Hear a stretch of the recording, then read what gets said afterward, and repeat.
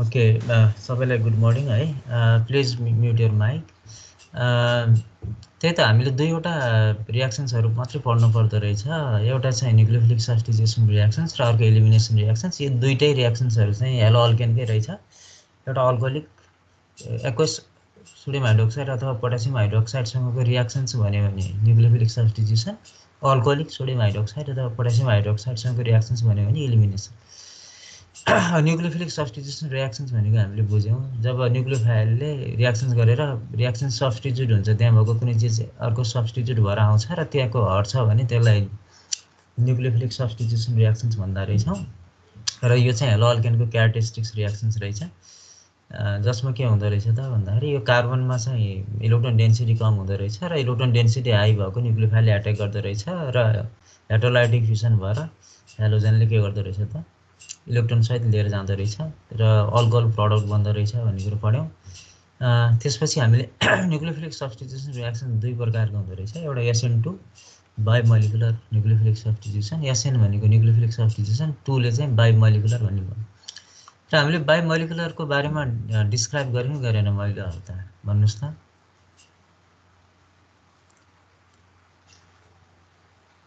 यसको डिस्क्राइब गरेँ गरेनौँ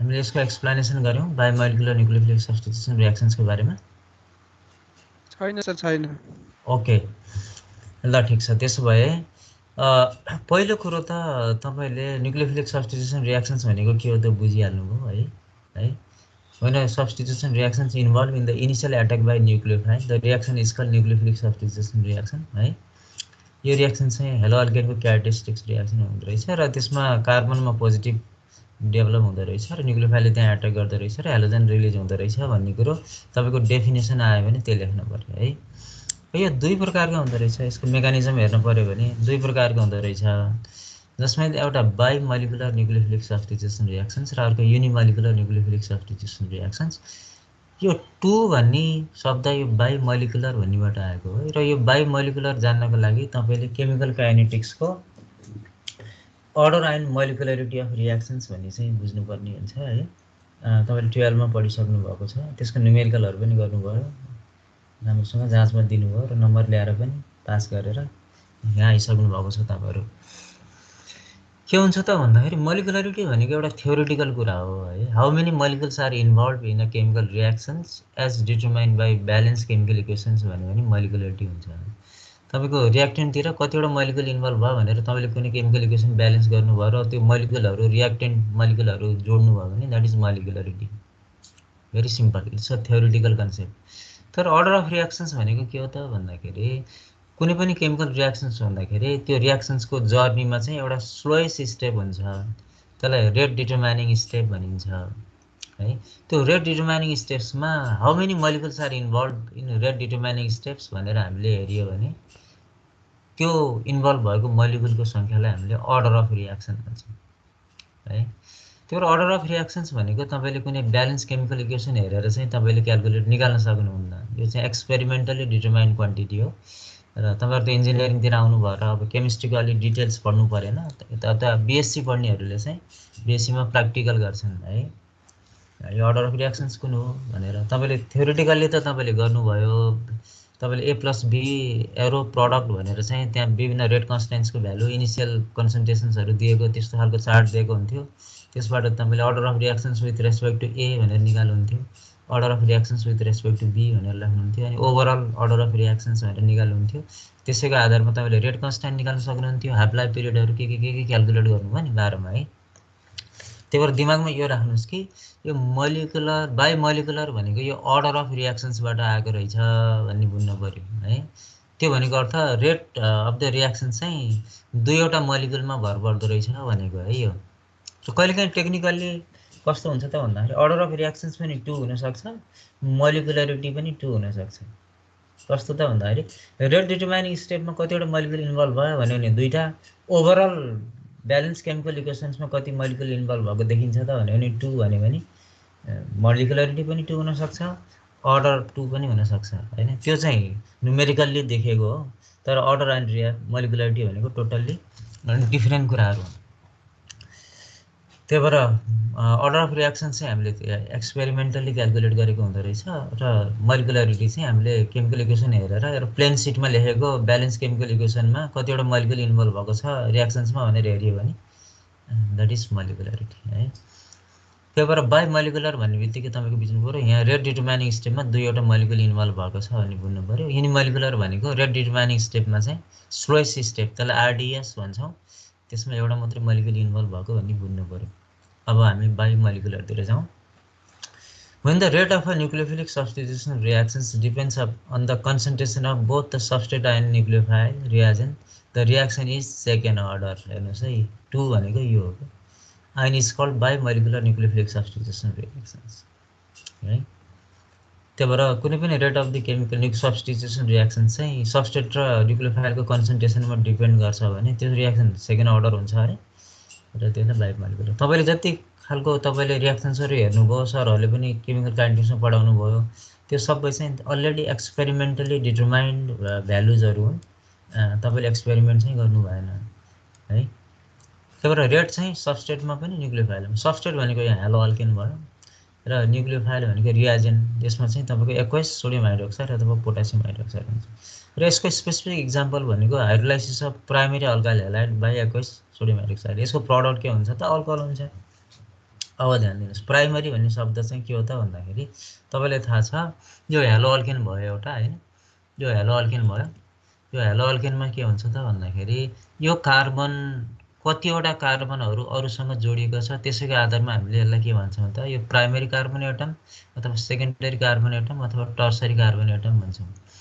यदि यो कार्बन एउटासँग अथवा कुनैसँग पनि जोडिएको छैन भने त्यो प्राइमेरी कार्बन एटम हुन्छ है। र प्राइमेरी कार्बन एटमसँग जोडिएको हेलोजन छ भने त्यो प्राइमेरी अल्काइल हेलाइड भयो। अब अर्को यहाँ जोडिन सक्छ नि त, यहाँ अर्को यहाँ CH3 छ भने अर्को CH3 पनि जोडिएको हुनसक्छ। त्यस्तो भयो भने दुईवटा कार्बनसँग जोडिएको छ भने यो सेकेन्डरी कार्बन एटम भयो र यो ओभरअल मोलिकुल चाहिँ सेकेन्डरी अल्काइल हेलाइड भयो। तीनवटासँग जोडिएको छ भने यो के भयो त टर्सरी कार्बन एटम भयो र यो टर्सरी अल्काइल हेलाइड। तीनवटा भन्दा बढी त जोड्न सक्दैन किनभने कार्बनको भ्यालेन्सी भनेको टेट्रा भ्यालेन्सी, एउटा अलरेडी यता जोडिएको छ भने। क्वाटर्नरी कार्बन भनेको त्यो आयनिक फर्ममा मात्रै हुनसक्छ, तपाईँको मोलिकुलर फर्ममा चाहिँ हुँदैन है। त्यही भएर अब बायोमोलिकुलर भन्ने बित्तिकै न्युक्लियोफिलिक सब्स्टिट्युसन रियाक्सन चाहिँ दुईटै सबस्ट्रेट र न्युक्लियोफाइलमा भर पर्छ भने त्यो सेकेन्ड अर्डर हुँदो रहेछ र त्यसलाई चाहिँ हामीले बायोमोलिकुलर भन्दो रहेछ। लेख्ने बेला यसरी लेख्ने, यस लेख्ने क्यापिटल, एन पनि क्यापिटल लेख्ने अलि तल, अनि 2 चाहिँ प्यारलली लेख्ने अथवा थोरै माथि लेख्नु भयो भने पनि इट डजन्ट म्याटर, तर प्यारलली चाहिँ नलेख्नु होला। मेकानिजम के हो त भन्दाखेरि मेकानिजम इज भेरी सिम्पल। किन भन्दाखेरि यसमा तपाईँको दुईवटा मोलिकुल एकैचोटि इन्भल्भ भएको हुनुपर्छ, त्यसको अर्थ चाहिँ वान स्टेप रियाक्सन हुन्छ भन्ने बुझ्नु पऱ्यो। The reaction is one step in which nucleophile भनेको यो हाइड्रोक्सिल आयन भयो obtain from aqueous anyways attacks the substrate carbon of primary alkyl halide to give a short lived transition state which being unstable undergoes decomposition to give alcohol भनेको छ। Reactions mechanism is very simple. के छ त भन्दाखेरि यो hello alkane भयो है, र तपाईँको SN2 मेकानिजम भनेको बल्की ग्रुप कम भएकोहरूमा हुन्छ। किन भन्दाखेरि तपाईँको न्युक्लियोफाइलले पछाडिबाट एट्याक गर्नुपर्ने हुन्छ, बल्की ग्रुप भयो भने त्यसले रिपल्सन हुन्छ, त्यसले गर्दाखेरि अथवा बल्की ग्रुप भयो भने रिपल्सन हुन्छ, अर्को पेनिट्रेट गर्न गाह्रो हुन्छ, त्यसले गर्दाखेरि यसले जहिले पनि पछाडिबाट एट्याक गर्छ। र अर्को कुरो चाहिँ अगाडिबाट एट्याक गर्न सक्दैन, किन भन्दाखेरि यो इलेक्ट्रोन नेगेटिभ भयो, इलेक्ट्रोन डेन्सिटी हाई भएको भयो र क्लोरिन पनि इलेक्ट्रोन डेन्सिटी हाई भएको, त्यही भएर इलेक्ट्रोस्ट्याटिक रिपल्सन हुन्छ, त्यसले गर्दाखेरि it always attacks from back side. त्यही कुराहरू यहाँ एक्सप्लेनेसनमा लेखेको छ। Nucleophile attacks from the back side of carbon because front side has halogen which brings high electronic repulsion. यो पनि नेगेटिभ, यो पनि नेगेटिभ इलेक्ट्रोनिक रिपल्सन आयो, ठिक छ। दोस्रो, nucleophile attacks and carbon atom of the substrate easily because the substrate carbon atom is not crowded. अब हेर्नुहोस् त यो हाइड्रोजन छ, यसको त साइज त एकदम सानो छ, त्यसले गर्दा यसलाई यहाँबाट चाहिँ एट्याक गर्नको लागि चाहिँ सजिलो छ है। यो कार्बनलाई चाहिँ रोक्ने चाहिँ खासै केही पनि छैनन्।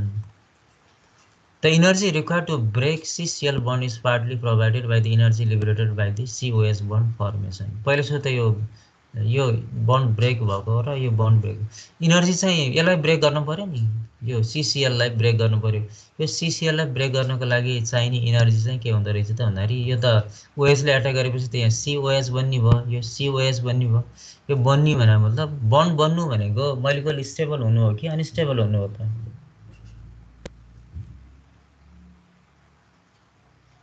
भन्नु त? स्टेबल हुनु हो। स्टेबल हुनु भनेको मतलब इनर्जी कम हुनु हो है। जस्तो हाम्रो हजुरबा हजुरआमाहरू चाहिँ दे आर मोर स्टेबल, त्यही भएर धेरै हिँड्न डुल्न नि सक्दैन नि, इनर्जी छैन, कम इनर्जी भएको कारणले। बट यु आर अनस्टेबल भन्नु मतलब यु हेभ इनर्जी है, त्यही भएर स्टेबल हो भनेपछि यो स्टेबल बन्नु छ भने त यहाँबाट त इनर्जी रिलिज हुने भयो नि त। त्यो इनर्जी रिलिज भएको चाहिँ फेरि यसलाई टुक्राउनलाई खर्च हुन्छ अरे कि, त्यही भएर हामीले बाहिरबाट चाहिँ खास इनर्जी चाहिँ त्यति धेरै लगाउन पर्ने चाहिँ छैन है।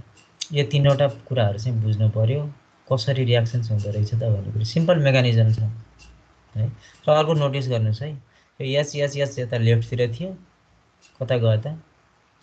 राइटतिर गयो। अब यसको बारेमा हामीले यहाँ पढ्छौँ।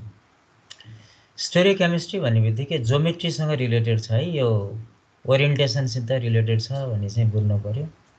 अब एसेन्टो reactions, the hydroxyl ion approaches the substrate carbon atom from the side opposite to the chlorine atom, backside attack.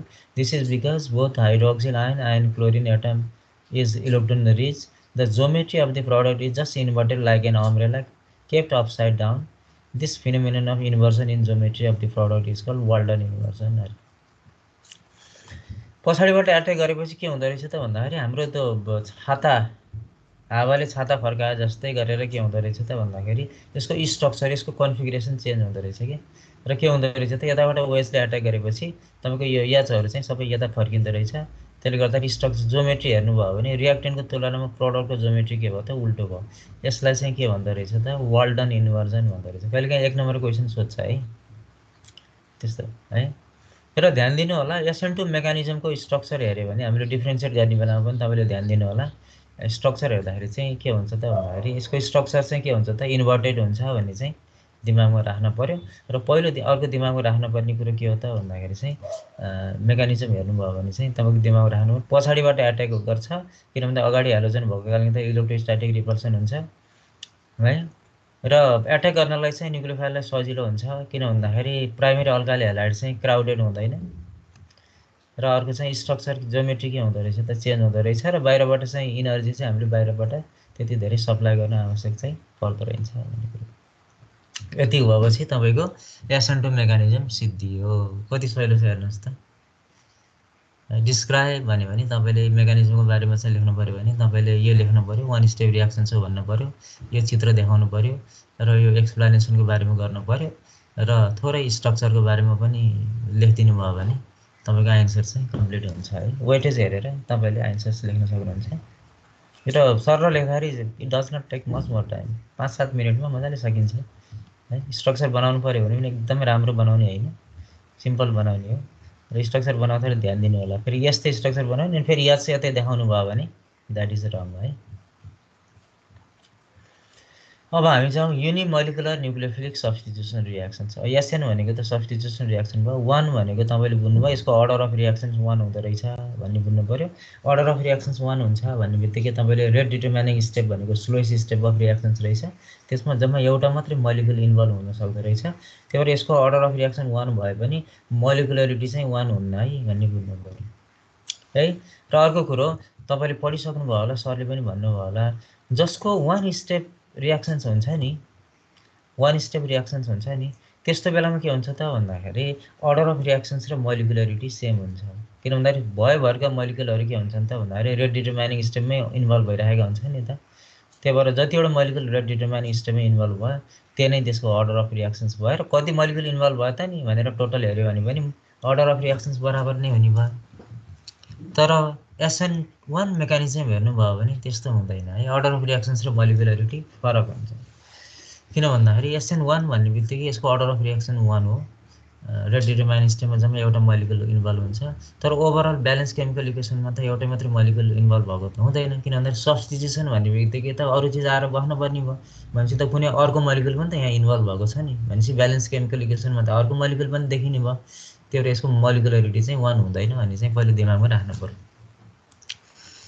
When the rate of a nucleophilic substitution reactions depend on the concentration of substrate only, the reaction is first order and is called nucleophilic substitution reaction. There 1 भन्ने शब्द चाहिँ first अर्डरबाट आएको रहेछ। अगाडिको र पछाडिकोमा के थियो त यहाँ रेट सबस्ट्रेटसँग मात्रै, यहाँ रियाजेन्ट भन्ने आएन, SN2 मा रियाजेन्ट भन्ने आएको थियो हैन। र यस स्पेसिफिक इक्जाम्पल हेर्नु भने हाइड्रोलाइसिस अब हेर्नुस् त टर्सरी अल्काइल हैलाइड बाई सबै 21 हो, सबै सेम नै हो, तर यहाँ चाहिँ प्राइमरी अल्काइल हैलाइड थियो भने यहाँ के भयो त टर्सरी अल्काइल हैलाइड। अब टर्सरी आउने बित्तिकै तपाईको दिमागमा के राख्नु पर्यो त भन्दाखेरि हो टर्सरी भने बित्तिकै त माथिबाट यताबाट अल्काइल ग्रुप जोडिएका हुन्छन् भनेपछि त्यो त क्राउडेड हुन्छ है, भनेपछि त यो क्राउडेड हुने खालको चाहिँ SN1 हुँदो रहेछ, क्राउडेड नहुने खालको चाहिँ SN2 हुँदो रहेछ भन्ने चाहिँ पहिले दिमागमा राख्नु पर्यो। The mechanism हेरौँ त अब। Nucleophile, unlike in SN2 reaction, cannot attack carbon atom of substrate directly because C is more crowded by methyl group, bulky group. The positive charge of carbon atom is highly decreased because methyl group are electron releasing groups भनेछ। यसमा के हुन्छ त भन्दाखेरि तपाईले यो जान्नको लागि तपाईले इन्डक्टिभ इफेक्टको बारेमा पनि जान्नु पर्यो। तपाईले इन्डक्टिभ इफेक्ट भनेको 11 मा पढ्नु भयो नि है। The permanent polarity developed in a molecule due to electronegativity difference between the atoms or groups in a molecule is called inductive effect भनेर पढ्नु भयो हैन। एउटा मोलिक्युल भित्र चाहिँ पोलारिटी डेभलप हुने, इलेक्ट्रोनेगेटिभिटीको डिफरेन्सले मोलिक्युल भित्र चाहिँ पुरै मोलिक्युलमै भित्रै त्यो तपाईको इलेक्ट्रोनेगेटिभिटी डिफरेन्सको कारणले गर्दाखेरि पोलारिटी डेभलप भयो भने त्यसलाई इन्डक्टिभ इफेक्ट भन्छौँ। र इन्डक्टिभ इफेक्ट चाहिँ दुई प्रकारको हुन्छ, एउटा प्लस आई इफेक्ट र अर्को माइनस आई इफेक्ट भनेर पढ्नुभयो। जति जति अल्काइल ग्रुपहरू बढ्दै जान्छ प्लस आई इफेक्ट बढ्दै जान्छ, किनभने अल्काइल ग्रुपहरू भनेको इलेक्ट्रोन पुसिङ ग्रुप भयो, इलेक्ट्रोन रिलिजिङ ग्रुप भयो भने तपाईको जति इलेक्ट्रोन नेगेटिभ हुँदै जान्छ त्यो चाहिँ इलेक्ट्रोन विथड्रइङ ग्रुप हुन्छ है। इलेक्ट्रोन विथड्रइङ ग्रुप अथवा इलेक्ट्रोन पुलिङ ग्रुप भयो भने माइनस आई इफेक्ट हुने भयो, इलेक्ट्रोन पुसिङ ग्रुप भयो भने प्लस आई इफेक्ट हुन्छ। त्यसले गर्दाखेरि यहाँ के भनेको छ त भन्दाखेरि यही स्ट्रक्चर हेर्नुभयो भने तपाईले मजाले बुझ्न सक्नुहुन्छ। यो कार्बनमा चाहिँ इलेक्ट्रोन डेन्सिटी बढ्छ अरे के है। इलेक्ट्रोन डेन्सिटी किन बढ्छ त भन्दाखेरि यिनीहरु त प्लस आई इफेक्ट देखाउँछन् यिनीहरुले, भन्छ इलेक्ट्रोन यताबाट यता चाहिँ के हुन्छ त पुश हुन्छ, र फेरि यो के हुन्छ त फेरि यो इलेक्ट्रोन नेगेटिभ हुन्छ। त्यसले गर्दाखेरि ओभरअल भन्ने हो भने इलेक्ट्रोन डेन्सिटी चाहिँ बढ्दै कहाँ जान्छ त भन्दाखेरि यताबाट यता तन्किँदै जान्छ, यो बढी मोर एन्ड मोर नेगेटिभ हुन्छ। यस्तो अवस्थामा चाहिँ तपाईको सोलुसन एक्वाइस भयो भने के हुन्छ त भन्दाखेरि यसलाई आयनाइज हुनको लागि चाहिँ सजिलो हुन्छ के। जस्तै NaCl पानीमा हाल्यो भने किन आयनाइज हुन्छ त भन्दाखेरि Cl is more electronegative than Na हो नि त हैन।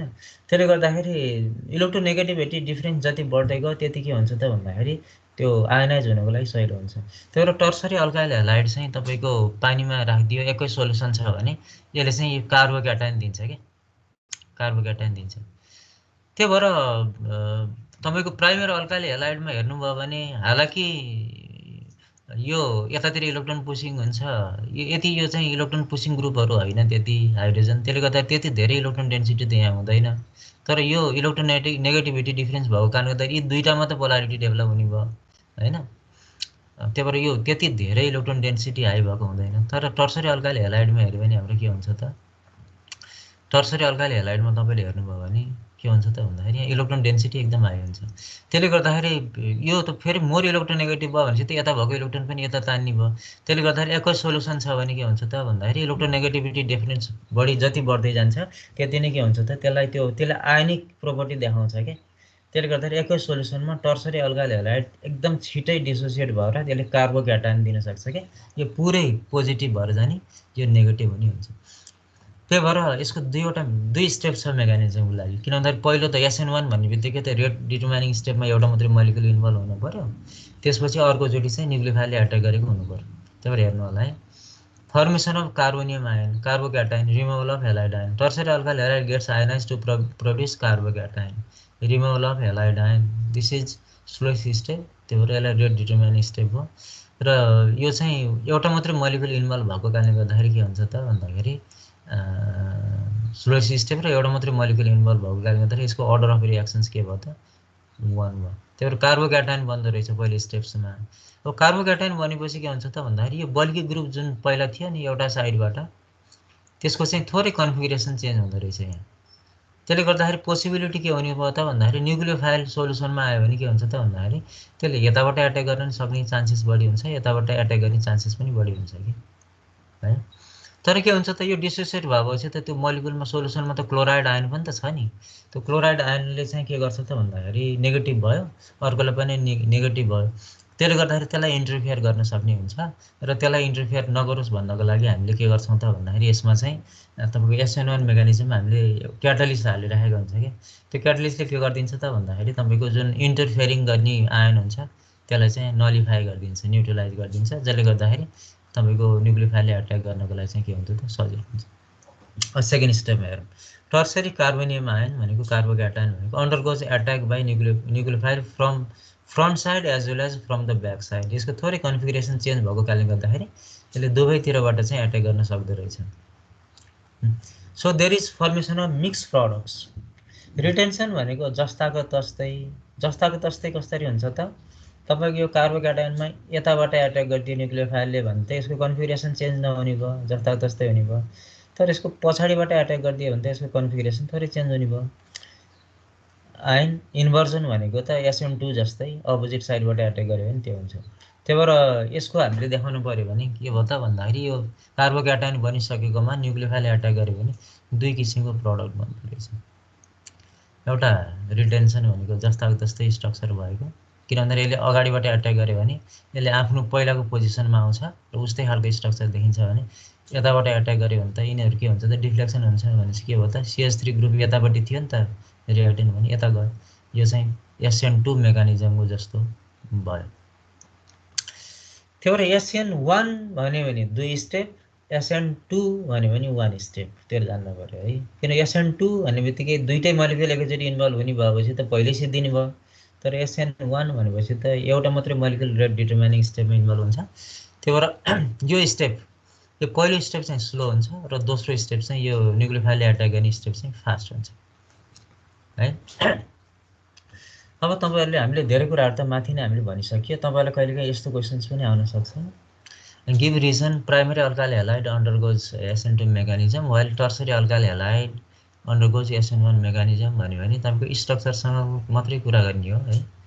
टर्सरी अल्काइल हेलाइड भन्ने बित्तिकै बल्की ग्रुप भइगयो, यो लेस बल्की ग्रुप हो, त्यही भएर त्यही कुरा यहाँ लेखिएको छ। In primary alkyl halide nucleophile can attack on the substrate carbon atom directly because the substrate carbon atom is not crowded because it is linked with hydrogen atom.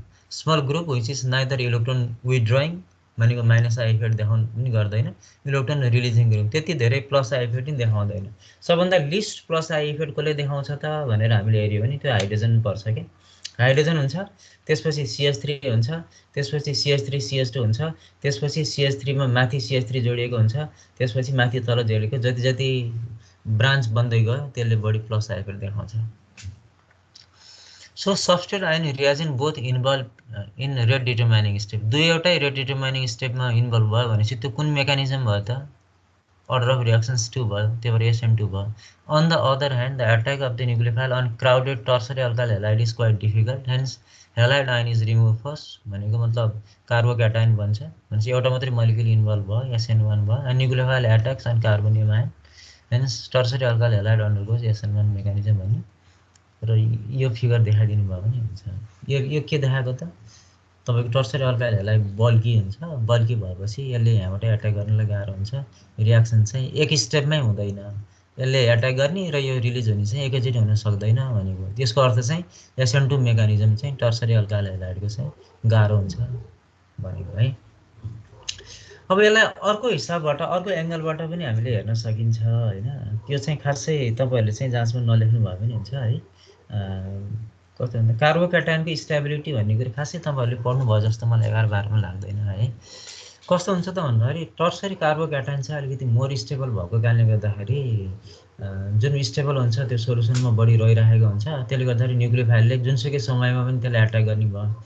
तर प्राइमरी कार्बोक्याटायन चाहिँ अलिकति लेस स्टेबल भएको कारणले गर्दाखेरि चाहिँ त्यो सोलुसनमा बस्न सक्दैन, त्यो फेरि चाहिँ त्यो हेलोजनसँग पछि गएर जोडिहाल्छ, त्यसले गर्दाखेरि वान स्टेप चाहिँ त्यसको लागि चाहिँ फेभरेबल हुन्छ भन्ने कुरा यहाँ लेखेको छ है।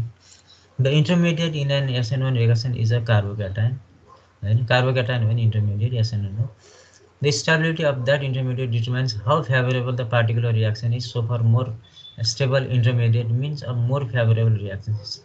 Intermediate more stable भयो भने reactions more favorable हुन्छ किन अनस्टेबल हुने बित्तिकै त्यो त अरूमा चेन्ज भइसक्यो हुन्छ स्टेबल भयो भने बल्ल के हुन्छ त भन्दाखेरि अर्को न्युक्लियोफाइलले त्यसलाई अट्याक गर्न लागि चाहिँ उसले मजाले टाइम पाइरहेको हुन्छ के तपाईको एकजना मात्रै मान्छे उभिरहेको मान्छेलाई चाहिँ तपाईले गोली हान्नुभयो भने त्यसलाई गोली लाग्ने सम्भावना बढी हुन्छ कि दौडिरहेको मान्छेलाई चाहिँ लाग्यो भने गोली लाग्ने सम्भावना हुन्छ त टेक्निकली हामीले सोच्ने हो भने त उभिरहेकोलाई चाहिँ त सोझ्याउन पाइयो दौडिरहेको छ भने त त्यो दौडेको आधारमा तपाईले बुलेटलाई चलाउनु पर्ने हुन्छ त्यही भएर जति कार्बोक्याटायन मोर स्टेबल हुन्छ प्रोबेबिलिटी अफ रियाक्सन्स बढी हुन्छ so carbocations are quite unstable on their own but carbocation स्वयं आफैमा अनस्टेबल हुन् त्यसमा अनस्टेबल हुँदै पनि कुन चाहिँ बढी स्टेबल छ भनेर चाहिँ हेर्न पनि हुन्छ कि But the inductive effect of nearby CC bond provides some electron density to balance out the positive charge, making the carbocation intermediate more stable. तपाईलाई थाहा छ टर्सरी अल्काइल हैलाइडमा के हुन्छ त इलेक्ट्रोन डेन्सिटी कार्बन कार्बनमा बढी फ्लो गराउने भएको कारणले गर्दाखेरि त्यो बढी स्टेबल हुने भयो त्यही भएर कार्बनको चाहिँ टर्सरी अल्काइल हैलाइडमा एडजस्टेन्स कार्बन बढी भएको कारणले गर्दाखेरि इलेक्ट्रोन डेन्सिटी त्यहाँ कार्बनमा जति इलेक्ट्रोन डेन्सिटी बढी भयो त्यति मोर स्टेबल हुन्छ त्यही भएर टर्सरी कार्बोक्याटायन के हुन्छ त बढी स्टेबल भएको कारणले गर्दाखेरि यसले चाहिँ SN1 रियाक्सन्स फेभर गरेको भनेर चाहिँ यो पनि लेख्न सकिन्छ लेख्न त तर हामीले चाहिँ खास स्टोरियोकेमिस्ट्रीसँग बढी सम्बन्धित भएर तपाईले माथिपट्टिको कुराहरू लेख्नुभयो भने बल्की ग्रुप भएको कारणले एट्याक गर्न सक्दैन भने त्यो चाहिँ हामीले बुझ्न नि सजिलो छ र अर्को चाहिँ त्यो आन्सर दिँदाखेरि पनि चित्र बनाउन पाइयो यसले गर्दाखेरि चाहिँ अलिकति बढी एट्र्याक्सन हुन सक्छ कपी चेक गर्ने मान्छेलाई है हैन समय रहेछ म यो पनि थपिदिन्छु मोर ओभर भनेर चाहिँ carbocation is more stable than tertiary carbocation is more stable than this त्यसले गर्दाखेरि चाहिँ स्टेबल भएको कारणले गर्दा न्युक्लियोफाइलले चाहिँ एट्याक गर्नको लागि उसले सफिसिएन्ट टाइम पाउँछ त्यसले गर्दाखेरि प्रोडक्सन यिल्ड चाहिँ बढी भएको कारणले गर्दाखेरि यसले 2 स्टेप लिन्छ रियाक्सन्स भनेर लेख्न सकिन्छ हुँदै मैले चाहिँ त्यो तपाईहरुको क्लास चाहिँ कन्टिन्यू नै गर्ने नै भए किन भन्दाखेरि के मैले यही छोडौं भन्नुस् त अब फ्याक्टर्स एफेक्टिङमा चाहिँ अर्को दिनमा जाउँ किनभने अब एक दिनमा सिद्धिन्छ हाम्रो लगभग है क्लास चाहिँ के गरौँ तपाईहरुलाई यहीँबाट बिदा गर्दिम म आज SN1 र SN2 मा है त म अलिकति थोरै यहाँ के भन्छ यसरी गइहाल्नु पर्ने म यसैमा तपाईको रेकर्डिङ अफ गर्छु